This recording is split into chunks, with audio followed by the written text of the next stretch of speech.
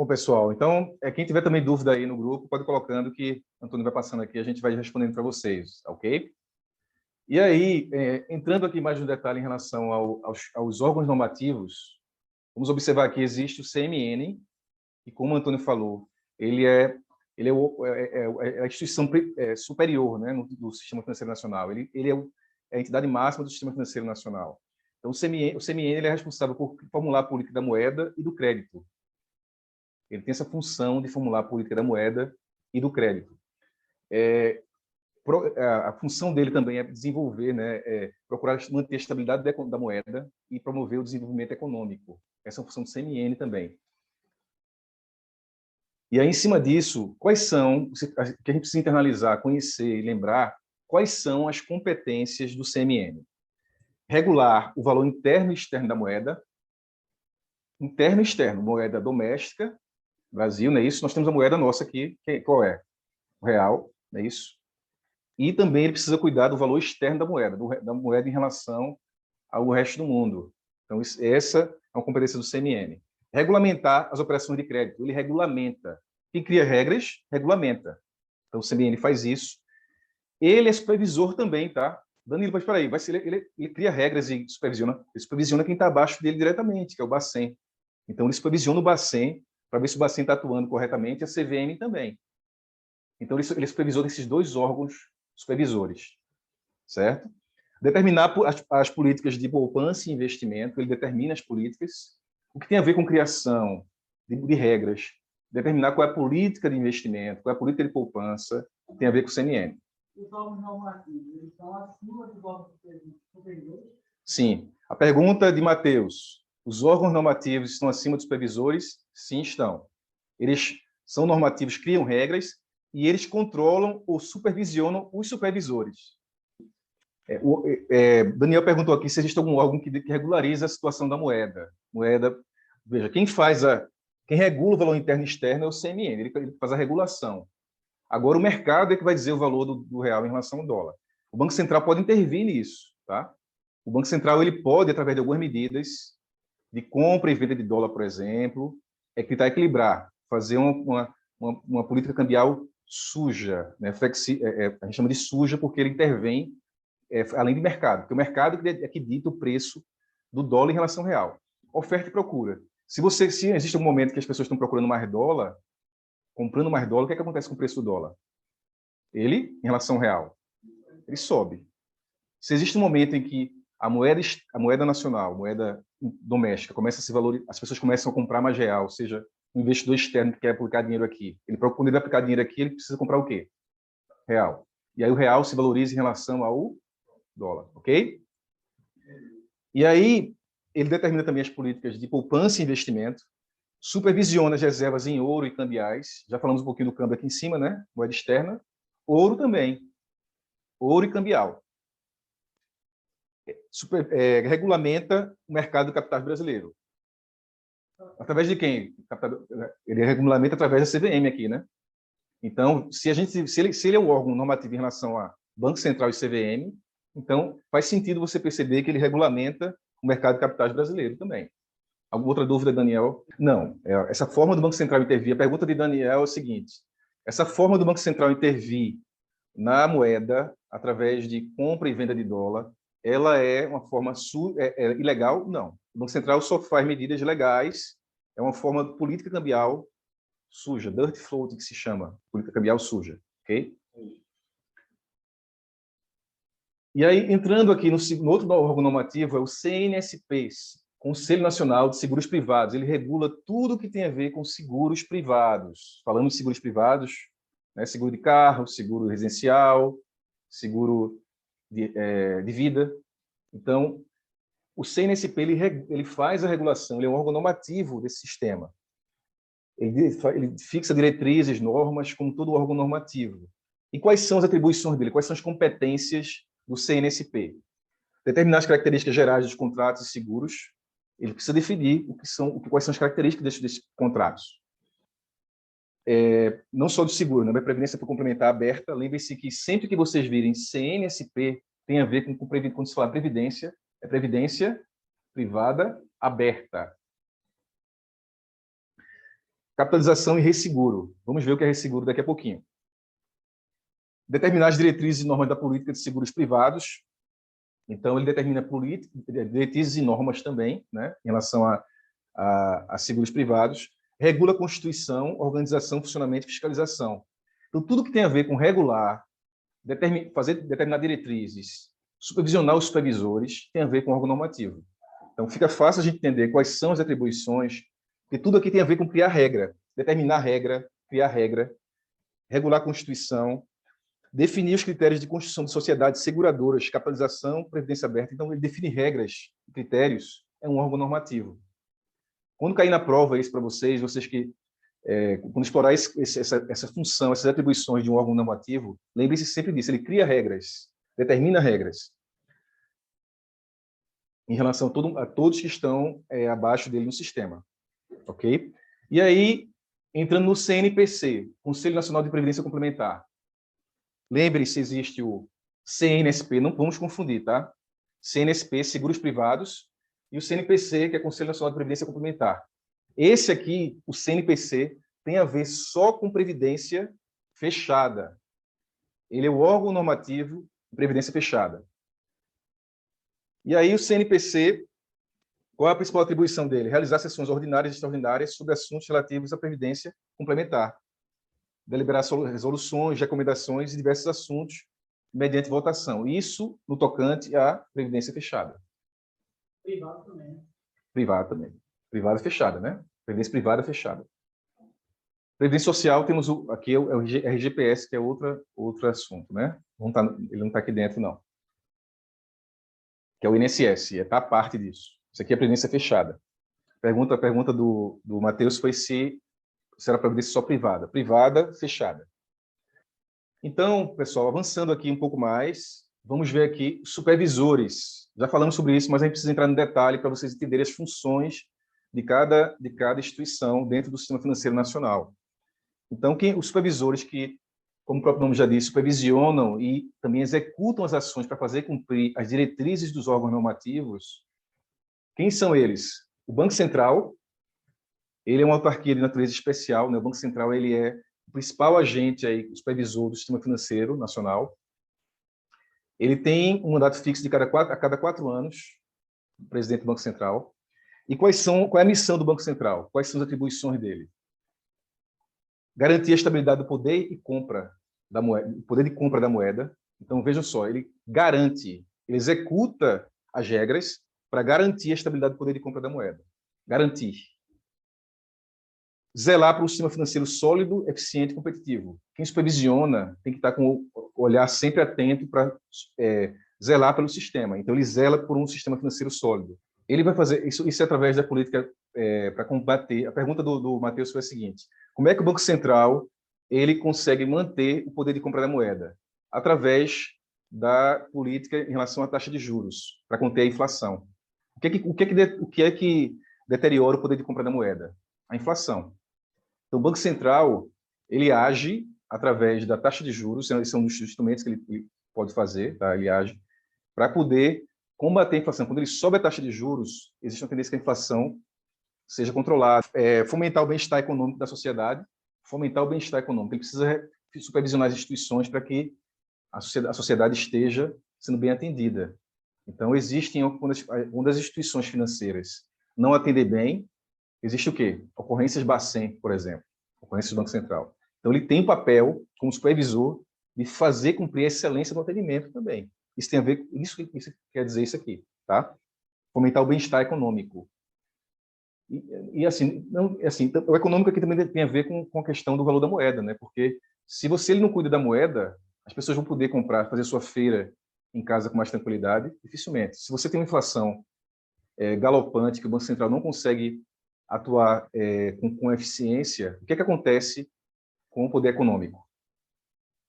A inflação ela tira o seu poder de compra. Então, ele tem esse papel de cuidar do bem-estar econômico da sociedade também. Executar a estratégia estabelecida pelo Conselho Monetário Nacional. Executar a estratégia é isso. Ele vai ser o órgão que vai estar executando aquilo que o CMN coloca como regra. Essa é a função do Banco Central. Para manter a inflação sob controle, foi a pergunta que o o Matheus fez aqui, e atua como secretária executiva do órgão, do CMN. Ele é uma secretaria executiva, ele faz um poder, ele é um supervisor executivo do CMN. Então, Ô, Danilo, é bom destacar que o Banco Central ele se tornou independente esse ano, né? Autônomo, talvez seja uma questão até de prova aí. sim, sim, a independência do Banco Central, exatamente, na Lei Complementar 179/2021. Essa independência dele. Então, ele sendo um órgão independente, isso é imprescindível para que ele tenha autonomia para agir independentemente do direcionamento político vigente. Então, no passado, ele era subordinado ao Ministério da Economia, né? O presidente poderia mandar e tal, e agora não, ele é independente, né? A direção tem um mandato para não ser demitido, no caso, não sei se o pessoal está ouvindo, e ele passa a ter mais autonomia, passa a fazer melhor o trabalho dele com essa independência teórica. Perfeito. Antônio Amorim falou sobre a independência do Banco Central. Quando ele estava vinculado ao Ministério da Economia, o Banco Central ele está, querendo ou não, o governo pode interferir de alguma forma na independência do Banco Central. O Banco Central ele precisa ser um órgão independente para fazer cumprir o bem-estar econômico da sociedade, como está aqui, cumprir todas essas diretrizes. Então, ele precisa estar apartado dessa questão política para que ele possa cumprir da melhor forma possível, para ser mais objetivo.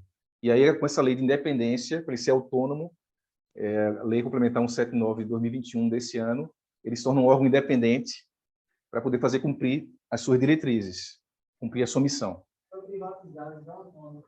Não, não é privatizado. É você dar ali a independência àquela autarquia, desvinculá-la do Ministério da Economia.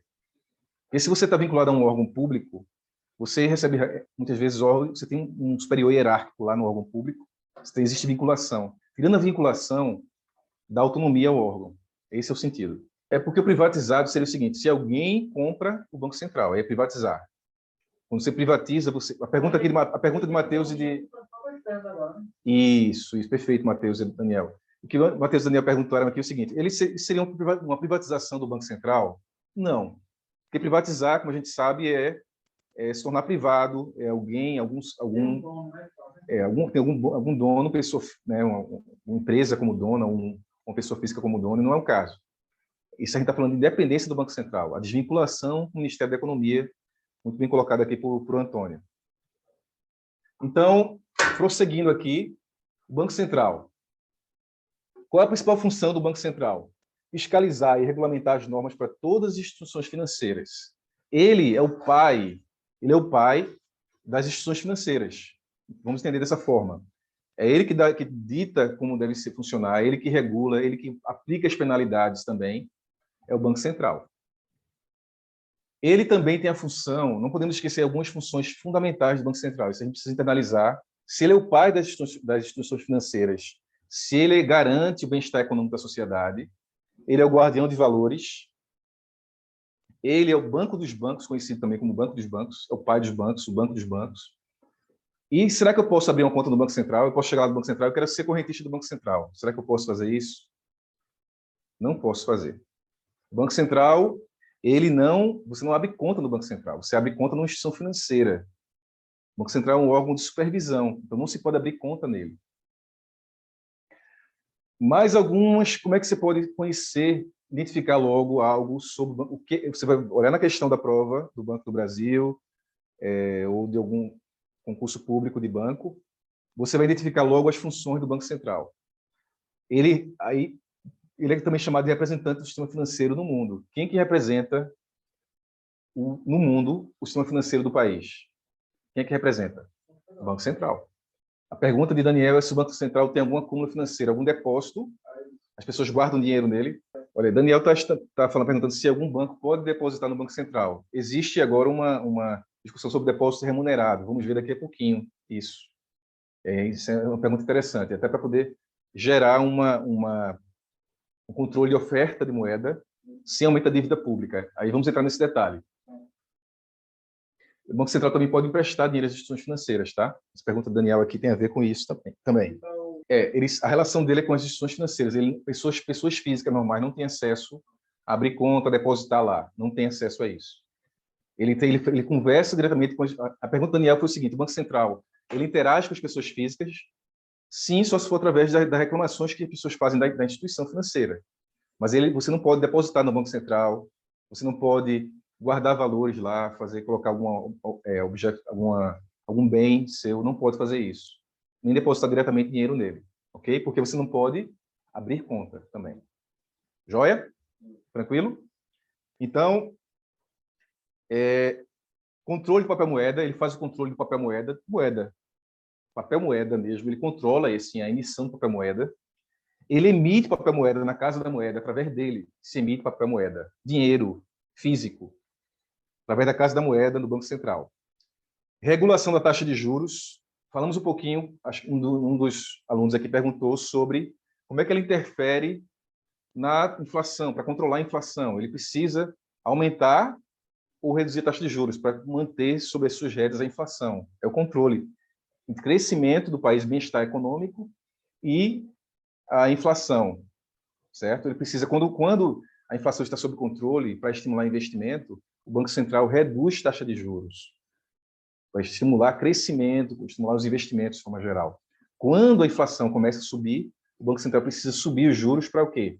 Para controlar a inflação. O dinheiro se torna mais caro, não subir. Exatamente, o que o Matheus colocou aqui, para o preço não subir, porque o preço vai subindo.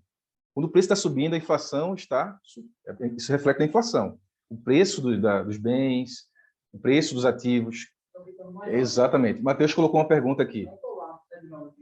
Não seria colapso. O Matheus perguntou o seguinte, por que está subindo a inflação e subindo a taxa de juros?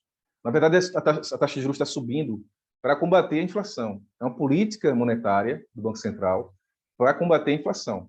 Imagine o seguinte, a inflação subindo porque os juros estão baixos, as pessoas estão consumindo muito, comprando muitos bens, e aí quando você tem muitas pessoas com poder aquisitivo para comprar, seja por conta do auxílio emergencial, seja por uma situação...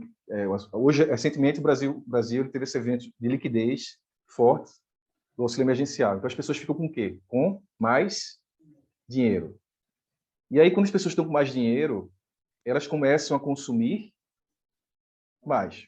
Se duas pessoas, mas você e Daniel, Matheus e Daniel, vão fazer uma compra de um bem específico, e só tem um bem lá, só tem um. Você vai comprar ali uma camisa, só tem uma camisa, por R$100. E tem duas pessoas interessadas. O vendedor pode ser que ele perceba, isso a grosso modo, o vendedor pode dizer assim, se eu botar 120, então oferta e demanda. Pode ser que Matheus queira comprar, pode ser que Daniel não queira. Então, aumentou o preço da camisa porque existia mais procura. E esse preço subindo reflete o quê? A inflação tende a subir, vai subir. E aí uma forma de controlar a inflação, o Banco Central faz o quê? Aumenta juros, porque aumentando juros, a inflação, o dinheiro fica mais caro. Por exemplo, você pode ter pego o seguinte, seu dinheiro está guardado no banco, você está recebendo juros por ele. Você vai querer comprar camisa ou vai ficar na dúvida? Peraí, eu estou recebendo juros por esse dinheiro, eu vou comprar camisa agora ou vou esperar para depois? Pode ser uma pergunta que você tem a fazer para você. Meu dinheiro está guardado aqui e os juros subiram. Então, eu vou deixar o dinheirinho ganhando mais juros. Ou se você tomou um empréstimo, se esse empréstimo é muito barato, tá, a taxa mais baixa, você pode dizer assim, vale a pena eu comprar com um pedacinho desse empréstimo a minha camisa. Não seria a melhor coisa do ponto de vista da educação financeira, né? Mas você podia fazer isso. Mas, assim, só para você poder entender. Então, assim, se você se a taxa de juros está baixa, há um estímulo para que a pessoa consuma mais e aí a inflação vai subindo. Quando a inflação sobe, o governo precisa aumentar a taxa de juros. O Banco Central aumenta a taxa de juros através das reuniões do Copom, que eu vou passar para vocês daqui a pouco. Ele aumenta para poder o quê? O dinheiro fica mais caro e aí a inflação, as pessoas começam a consumir menos. E a inflação é controlada. É o que está acontecendo hoje. Inflação subindo, aumentou os juros para controlar a inflação. Ok? Isso. Olha, o Matheus colocou o seguinte, se você tem dinheiro guardado e os juros subirem, é bom para quem está com dinheiro guardado. Sim. Se você está com a aplicação rendendo em cima da taxa de juros, da taxa Selic, ou CDI, que vamos ver também depois, se você tiver em cima dessa taxa de juros, com rendimento, você vai querer deixar mais lá, porque você está recebendo um rendimento melhor. Então, você consome menos. Então, por isso que quando a taxa de juros sobe, a inflação tende a cair também. Então, a pergunta de Daniel, se as cédulas de R$200 refletem uma desvalorização da moeda? Pode ser que sim, em parte, porque quando o real vai perdendo preço, ou quando outras moedas no passado perderam preço, houve necessidade de emitir cédulas com valores maiores para poder manter a liquidez, manter a... Logicamente, se você tem se uma nota de R$100 já é uma nota que vale muito no tempo atual, não há necessidade de ter uma nota de 200. Mas quando a inflação sobe, pode fazer sentido ter notas maiores, como já aconteceu no passado. Pode refletir, não necessariamente. Às vezes pode ser uma política, talvez, de perceber a necessidade de ter uma nota mais alta. Quando existe uma nota maior, pode refletir uma valorização. Pode ser que sim. Não necessariamente, mas pode ser que sim. Okay? Então, pessoal, além da regulação da taxa de juros, temos também o controle da moeda estrangeira. Câmbio também está sob a ótica do Banco Central. Câmbio, ótica do Banco Central. Controle do depósito compulsório. O que é depósito compulsório? É o valor mínimo que os bancos têm que manter em caixa nas suas reservas para garantir sua liquidez, para ele manter sua liquidez e sua saúde financeira. Porque se todo mundo for ao banco retirar seu dinheiro, teremos um problema econômico. Os bancos não vão ter. Se os bancos pedem emprestar esse dinheiro para a economia, como é que ele vai suprir? Imagine, o banco faz intermediação financeira. Então, se os agentes se dirigem para o banco para resgatar um momento de crise, o que for, ele tem que ter um depósito compulsório, uma reserva mínima, para garantir a liquidez para as pessoas. O Daniel colocou que os bancos criam regras de limites de saques diários. Isso tem muito a ver mais com a questão de segurança do banco, de organização do dinheiro em papel no banco. Isso. Talvez não seja nem muito em relação isso não seria muito por conta da necessidade do compulsório, mas é uma regra interna para segurança, para não ter um cofre com muito papel moeda. Então, às vezes, o banco limita também por conta disso, o máximo. Tá? E aí, o controle compulsório, você já sabe o que é depósito compulsório, e a multiplicação bancária. Então, veja, quando você tem um recurso em moeda escritural, existe uma base monetária que diz o seguinte: você tem um recurso lá em moeda e o banco está emprestando essa moeda também. Então, você tem uma multiplicação, existe um multiplicador monetário, porque existe o recurso em depósito à vista, por exemplo, ou um recurso que o investidor enxerga para ele, mas esse recurso também está emprestado. O banco tem um limite para emprestar de acordo com o depósito compulsório. Se você consegue perceber que aquela pessoa que tem o seu depósito em banco, o dinheiro continua lá de forma escritural ou através do seu investimento, e também esse dinheiro é emprestado, existe uma multiplicação da base monetária. Então, isso significa multiplicação bancária significa isso. E aí, passando mais um pouquinho sobre isso em relação ao órgão supervisor, quem é o outro órgão supervisor que está abaixo do CMM? Quem lembra aqui? É a CVM, né? CVM, que é a Comissão de Valores Mobiliários. Comissão de Valores Mobiliários. Ela foi criada em 76, né, por essa lei, pela Lei 6.385. Ela tem um regime especial também, uma entidade autárquica de regime especial, e ela é vinculada ao Ministério da Economia. Quais são as atribuições da CVM no mercado de capitais? Quais são as atribuições dela dentro do mercado de capitais? A CVM, ela fiscaliza, normatiza, disciplina, aplicando penalidades. Ela aplica penalidades aos agentes do mercado de capitais, às empresas e às pessoas que atuam no mercado de capitais. Quem são essas pessoas? São as pessoas físicas, são os agentes que compõem o mercado de capitais, sejam os agentes que fazem gestão de fundos, né, que fazem a administração de fundos de investimento, por exemplo, que fazem a própria B3, as regulações da B3 passa pela CVM também, o ambiente que existe negociação em bolsa, toda essa regulação passa pela CVM. Tudo que envolve o mercado de capitais, compra e venda de ações, compra e venda no mercado futuro. Então, isso envolve a CVM. E ela, quando existe alguma coisa fora da regra, ela aplica penalidades, podendo haver suspensão, uma série de outras penalidades. Responder processo, né? Dependendo de algumas situações, pode acontecer isso. Desenvolver o mercado de valores imobiliários do Brasil. Então, essa é uma função mais de sentido, de missão, né?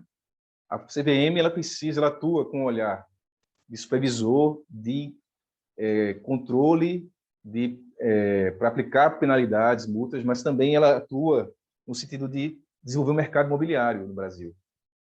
O mercado de ações precisa crescer e a CVM tem essa missão de promover a estrutura normativa para que esse mercado cresça, mercado de ações. Proteger os investidores, outra função importantíssima da CVM. A CVM ela protege os investidores. Então, algo que esteja criado no mercado financeiro, no mercado de capitais, informações que não sejam suficientes, informações que sejam distorcidas, que envolvam falta de transparência, enfim, uma série de o que for prejudicar o investidor, a CVM atua para protegê-lo. Ela impede que aconteça aquilo ou aplica penalidade para que não aconteça mais. Um exemplo é de Ike Batista, né? OGX, mais recentemente o Joesley Batista também. Isso. Né? Informações que envolvem crimes de insider trading, né, front running, isso também tem muito a ver com isso. Tem informação privilegiada, né? Isso. O pessoal não sabe. Então, o que o Antônio Amorim quis dizer foi o seguinte: quando existe alguma situação de informação privilegiada que alguém pode usar para ganhar dinheiro no mercado de ações, lembrando que quando a pessoa usa isso para ganhar dinheiro, pode estar prejudicando outros investidores. Então, com isso, a CVM atua. O Antônio falou aqui exemplos de Ike Batista, né, da OGX, do Joesley Day passado ali com aquela delação.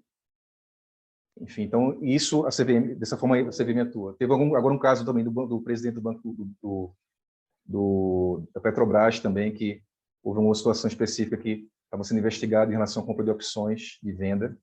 Então, tudo que pode haver informação privilegiada, a CVM atua. Antônio Amorim colocou aqui, a pergunta de Daniel foi por como é que aconteceu o caso do Ike Batista lá no passado. Ele vendeu as ações dele antecipadamente e sem avisar, sem comunicar o fato relevante ao público. Porque quando você descobre que não pode explorar daquela forma o poço de petróleo, que aquela situação do pré-sal não é exatamente o que se imaginava, então você precisa comunicar esse fato relevante. Ele não pode, sendo detentor da empresa, vender logo dele para ganhar o dinheiro, deixar que os outros depois descubram isso lá na frente. Então, essa é uma medida que a CVM vai atuar para penalizar. Isso é crime que a pessoa vai receber processo em relação a esse crime. Tá? Multa e pode ter reclusão também. Reclusão. Foram vários motivos, né? A prisão foi vários motivos, mas isso aqui, crime no mercado financeiro, também é motivo de reclusão. Então, passando aqui, temos aí também como órgão supervisor a SUSEP. O que é a SUSEP? Relembrando para vocês, Superintendência de Seguros Privados. Então, que foi criada, ela tá embaixo da CNSP, que é o Conselho Nacional de Seguros Privados, e vinculado também ao Ministério da Economia. Lembrem que dessa regrinha escapou agora o Banco Central, como o Antônio Amorim falou, ele agora é independente, né? E aí, com isso, a CNSP ela vai prescrever ela vai supervisionar todas as instituições que estão abaixo dela dentro do ramo de seguros privados. Então, quais são as principais atribuições da SUSEP? Fiscalizar quem está abaixo, né, do sistema de estrutura do sistema financeiro nacional. Quem é que está abaixo dela? Seguradoras, sociedades de capitalização, previdência aberta e resseguradora. O que é resseguro? O que a resseguradora faz? Ela vai entrar ali, quando uma seguradora não é incapaz de cobrir aquele risco previsto, a resseguradora ela entra também com o capital dela para dar margem para uma garantia em caso de sinistro. É como se fosse, por isso que é resseguro. Ela vai compor também a proteção adicional para cobrir caso o segurador não possa pagar. Isso pode acontecer com seguros de elevado valor ou de elevado risco, e que uma seguradora, se ela fosse cumprir aquilo ali, ela corria o risco de não poder pagar. Então, entra uma outra seguradora para ter a amplitude de poder pagar, né, aumentar essa capacidade de proteção para arcar com compromisso em caso de sinistro. Ok? Essa é uma resseguradora. Tranquilo? Então, fiscalizar. Quem fiscaliza, pessoal? Supervisor. Vocês, quem tem supervisor, quem já trabalhou com supervisor na empresa, né, em algum momento da empresa, sabe que o supervisor faz o quê? Ele fiscaliza, ele vai dizer se está certo, se está errado, vai aplicar penalidade, vai aplicar suspensão, vai reclamar com você, né? E tudo isso aí para um bem, né? Para o bem de quem? Da empresa. Aqui entenda que o supervisor ele está fazendo isso para o bem do mercado financeiro, para o bom funcionamento do mercado financeiro. Então, mesmas funções: fiscalizar, Proteger a captação de poupança popular através de produtos supervisionados. Poupança popular, no sentido de guardar recursos, né? As pessoas, que poupança é essa? Não, você está guardando, você está fazendo a capitalização, você está guardando dinheiro. Então, é uma poupança, entre aspas, mas é uma forma de guardar também. Seguro de previdência. Previdência você está poupando também, está guardando dinheiro. Então, a poupança tem esse sentido aqui, poupança popular. Zelando, aí, através de produtos supervisionados por ela, né? Zelando pela defesa dos interesses dos consumidores, defesa dos interesses dos consumidores. Percebam que todo supervisor se fala dos consumidores. No caso do Banco Central, se fala das pessoas, do bem-estar econômico. No caso da CVM, se fala de proteger os investidores. No caso da SUSEP, se fala em o quê? Cuidar dos interesses dos consumidores. Então, o supervisor, quando falar em proteger, em cuidar dos investidores e consumidores, está falando do supervisor. Atenção, porque na prova, se tiver alguma dúvida se é órgão normativo ou órgão supervisor, você precisa entender essas diferenças de criar normativo criando regra, supervisor definindo interesse do consumidor na prática. Okay? Promover a estabilidade, promover o aperfeiçoamento das instituições supervisionadas, promover o aperfeiçoamento das instituições supervisionadas. Então, cabe também à SUSEP fazer com que as seguradoras se atualizem, se aperfeiçoem com o tempo. Ela precisa ditar normas e regras para que o sistema não fique estagnado, concordam? Então, esse é o sentido também dela, aperfeiçoamento das instituições vinculadas. Promover a estabilidade dos mercados sob sua jurisdição, zelando pela liquidez e solvência dos mercados que a integram. Então, cuidados, falei do resseguro aqui, solvência, a seguradora tem que ter capacidade de fazer os pagamentos dos sinistros. Quando acontece, faz sentido você bater com o carro, o seguro de automóvel seu, e o seguro dizer não tem dinheiro para pagar, não faz sentido. Então, ela precisa ter solvência, precisa pagar o seguro. Uma família perdeu o pai, um acidente. Ele tinha seguro de vida. Faz sentido a família ficar sem receber o seguro de vida porque a seguradora não tinha condições de pagar.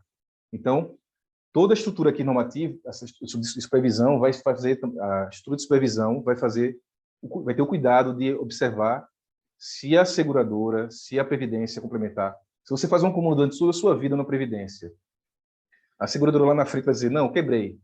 Vai fazer sentido? Então, quem é que vai acompanhar a solvência da seguradora que vai pagar o plano de previdência para o contribuinte? A SUSEP vai fazer toda essa verificação para garantir liquidez e solvência dos mercados que integram. Não. Supervisionar não quer dizer que a SUSEP vai cobrir a falha Veja só, a SUSEP ela vai regular e vai acompanhar para que não aconteça aquilo. Ela supervisiona. Ela pode até, em algum momento, ela pode até, em situações muito específicas, verificar condições para outra seguradora entrar no processo e fazer cumprir. Ela não deixa que isso aconteça. Né? Não, ela impede, é preventivo. Eu achava que ela dá um suporte também. Esse é preventivo. A intenção, agora sim, quem está acima de tudo isso, o principal objetivo, assim, vejam que sempre que a gente fala de supervisor, vem o interesse do contribuinte, do consumidor. Matheus colocou aqui, se, por exemplo, acontecer um incêndio e a seguradora dissesse assim, não tem condições de pagar o seguro que estava previsto. Houve alguma falha nesse sentido, porque, a princípio, a seguradora tem que ter contas e prestar contas de que ela tinha condição de cobrir todo e qualquer sinistro dentro de uma... Lógico que existe um cálculo de probabilidade em cima disso, para que ela possa cobrir eventos, mas, assim, ela precisa ter a liquidez e a solvência de cobrir. Então, se não cobriu, houve alguma falha no processo, e a SUSEP, se ela não perceber algum momento, ela vai atuar no sentido de penalidade, de ver uma forma de resolver isso. Daniel colocou aqui que existem alguns seguros que têm carência. Sim, cada seguro vai ter suas cláusulas, né? Pode acontecer carência, mas isso é muito específico do contrato que você vai fazer com a seguradora. Então, não é uma regra, lógico que existem regras por trás de boas práticas, mas, assim, carência de seguradora para pagamento de sinistro depende do tipo de serviço e da seguradora. Mas ela precisa definir bem isso em contrato com o consumidor. E aí, também faz parte da SUSEP aqui disciplinar e acompanhar os investimentos das entidades, cumprir e fazer cumprir, exercer e prover deliberações da CNSP que está acima dela, Conselho Nacional de Seguros Privados. Então, percebam o seguinte, acompanhar os investimentos das entidades por quê? Quando a entidade recebe recursos de previdência, por exemplo, a previdência aberta, ela precisa aplicar esse dinheiro em algum lugar para poder fazer face ao pagamento futuro. Seguro. Os valores pagos de prêmio de seguro, eles têm que ser aplicados em alguma coisa para ter equilíbrio para a instituição poder pagar. E aí essa regulação, esse acompanhamento do que é aplicado, de como é que é feito esse investimento, passa também pela supervisão da SUSEP. Tranquilo? Então, também, agora ficou fácil, porque vocês entenderam o que é SUSEP, como é que ela faz a regulação, como é que ela faz a supervisão. E aqui, a Previc, ela vai cuidar só da previdência, o quê? Fechada. Complementar fechada. É a Previc que cuida da previdência complementar fechada. E quais são as atribuições da Previc? As atribuições da Previc quais são? Proceder à fiscalização das atividades das entidades fechadas de previdência complementar. Então, fica fácil entender, lembrar que é para fiscalizar a entidade fechada de previdência. Fica fácil também lembrar que ela apura e julga infrações em relação às previdências. Lembre-se o seguinte, o supervisor tem a ver muito com penalidade também, olha só. Apurar, julgar, infração e aplicar penalidade, de novo aqui. Então, isso vai se repetir. Quando você pensar em aplicou penalidade, na estrutura do Sistema Financeiro Nacional, tem a ver com o supervisor, em relação aos operadores, principalmente, né, do mercado. É lógico que o CMN ele vai estar ali, ele tem regras em relação ao Banco Central e à CVM de atuação forte de supervisão. Ele é um supervisor dos dois, né, quem cria a regra. Mas quando você vê falar de penalidade para os agentes, tem a ver com o supervisor. Joia? E aí, expedir instruções, estabelecer procedimentos para aplicação de normas. Quer dizer, executar funções que remetem à execução, como o Antônio falou lá no início. Execução tem muito a ver com o supervisor, executa, está olhando como é que estão os operadores trabalhando e executando precisa ser as normas, né? Fazer cumprir as normas. Autorizar a constituição e funcionamento das entidades fechadas de previdência complementar. EFPC, entidades fechadas de previdência complementar. Então, ele faz o quê? Ele autoriza a constituição e funcionamento. Quem autoriza, quem é? O supervisor. Você pode atuar, você pode fazer isso. É o supervisor que autoriza. Ele tem essa prerrogativa de autorizar. E a aplicação dos respectivos estatutos dos regulamentos, quer dizer, quem vai cumprir as regras são os operadores, não é isso? Então, ele precisa fazer cumprir as regras, mais uma vez, aqui, mais do mesmo, para vocês entenderem. Operações de fusão, cisão, incorporação. Quando envolver, o que é a operação de cisão, pessoal? A empresa cindiu, né? Ela se dividiu, certo? Fusão, se juntou com outra empresa. Então, uma seguradora pode se juntar com outra, Danilo? Pode. Quem vai regular isso? A Previc pode regular. Se for uma previdência complementar, ela pode regular que a seguradora possa se juntar com outra, pode ter fusão. Incorporação. Incorporou uma seguradora menor. A celebração de convênios e todas as determinações de patrocínio. O que é esse patrocínio? Esse patrocínio não é um patrocínio para você patrocinar um evento, né? Como a gente fala o nome do termo patrocínio. Patrocínio é aquela situação de você faz parte de uma previdência complementar. Vocês passaram no concurso do Banco do Brasil, por exemplo, está aqui chegando, e vocês, acho que o Antônio falou isso também no início, você contribui com cada R$1 que você contribui com previdência, o Banco do Brasil vai lá e coloca mais R$1. Eu acho que a relação deve estar 1 para 1, ainda, salvo engano, é 1 para 1. Então, você tem 100% de rentabilidade, né? Ali, você depositou R$1, o banco bota mais R$1. Limitado a um certo percentual também, né? Então, tem um percentual limite. Não, aí tem um limite, depende do percentual. Isso tem um limite normalmente em relação ao percentual de renda. Então, você deposita X, o banco complementa com mais X. E aí, o seguinte, isso se chama o quê? Patrocínio. Ele patrocina um pedaço do que você está... Você colocou um pedaço, ele patrocinou mais um para você. É um incentivo. Não, o banco, na verdade, está patrocinando isso para o bem, porque assim, é um benefício para o funcionário. Ele faz isso, isso faz parte do orçamento do banco para cumprir, para que o funcionário atinja o objetivo dele em relação à renda futura. Porque ele pode, muitas vezes, no banco, o Banco do Brasil e a Caixa são assim, você tem o INSS, tem regras. Tem regras em relação ao tempo de permanência, tem uma série de regrinhas.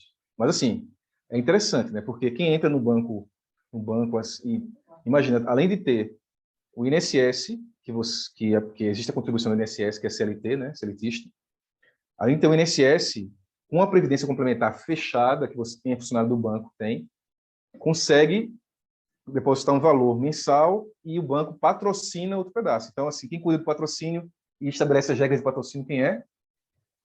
Previc, como supervisora. Estabelece, não, executa as regras. Tá? Lembrem de execução. Quem estabelece regras é CNPC, as normas são do CNPC. Conselho Nacional de Previdência Complementar. CNPC, Previc.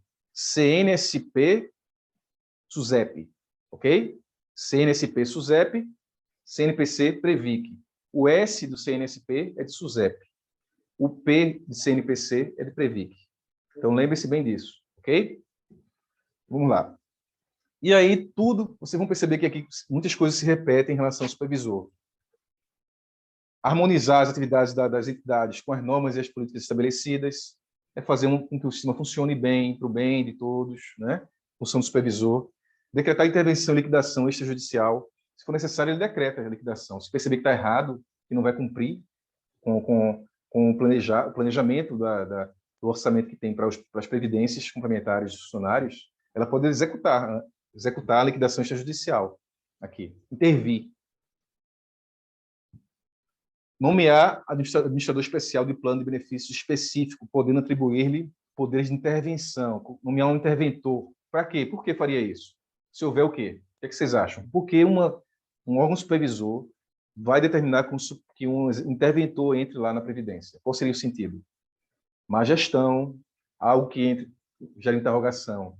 Se a gestão foi feita com idoneidade, com transparência. Se perceber que há uma situação de entrar um interventor para verificar se aquilo ali foi feito com boa fé, de acordo com as melhores práticas, quem é que vai nomear esse interventor? A Previc vai nomear dentro no estrutura de previdência. Nomear administrador especial do plano de benefício específico, podendo atribuir-lhe poderes de intervenção. Mesma coisa. Quem vai administrar os benefícios, se for necessário nomear alguém que faça a administração dos benefícios para as pessoas que estão recebendo. Se existe um desequilíbrio no plano, você se aposentou, vocês dois se aposentaram, existe um desequilíbrio no plano. E aí é preciso corrigir esse desequilíbrio. Ela pode nomear um administrador, um interventor, para equilibrar isso e ver se arruma a casa, como se diz. Os benefícios ficarem organizados, para ver se a correção vai poder ser mantida dessa forma, quais são as mudanças que podem acontecer para gerar equilíbrio para os benefícios. Então, pode ter, no sentido de pagamento de benefícios, pode ter um interventor também. E aí, estamos vendo aqui também, assim, vocês vão poder ver o seguinte, aqui a gente aborda o assunto completo, a gente precisa passar por todo o assunto, então tem muito conteúdo, mas nas questões vocês vão poder perceber mais direcionado o tema, tá? Previ, do Banco do Brasil. Previ é uma instituição do Banco do Brasil, uma instituição formada por previdência fechada, de empregados do Banco do Brasil, Previ. A Previ, que ela supervisiona, tem a Previc é essa aqui, supervisora. A pergunta do Matheus. O CEF, né? O CEF da Caixa. O Matheus perguntou, me dê exemplos de entidades fechadas de previdência. Quem entrar no concurso do Banco do Brasil, vocês que serão aprovados no concurso do Banco do Brasil, então vocês, o seguinte, vocês vão perceber que lá existe uma entidade de previdência fechada chamada Previ. Previ. É uma entidade de funcionários do Banco do Brasil, onde você é uma previdência fechada, só funcionários do Banco do Brasil podem entrar. FUNCEF é outro exemplo, só empregados da Caixa. Quem supervisiona? Previc. Outro exemplo, Petrobras. Quem supervisiona? Previc. Previdência privada fechada. Fechada. Não esqueça que é fechada. Previc é fechada. Decretar intervenção e liquidação, já falei. Nomear administrador especial, benefício, já falei. Promover a mediação e conciliação entre entidades fechadas. Sim, mediar. Tudo que envolve mediar das próprias entidades fechadas, quem é que vai fazer isso? É a Previc. Então fica fácil perceber, caso na prova se aborde alguma coisa nesse sentido, é fácil perceber que está vinculado ao supervisor. Enviar relatório anual de suas atividades ao Ministério da Fazenda e adotar as providências necessárias ao cumprimento de seus objetivos. Quer dizer, então, além de fazer toda a supervisão, quem envia o relatório anual para a Fazenda, para ver se está tudo de acordo com conforme previsto, com os orçamentos, com tudo que tem que ser feito, é a Previc que reúne isso e envia. Ela consegue fazer isso, assim, nós não temos infinidade de entidades fechadas, então ela tem que fazer todo esse relatório e enviar para o Ministério da Fazenda.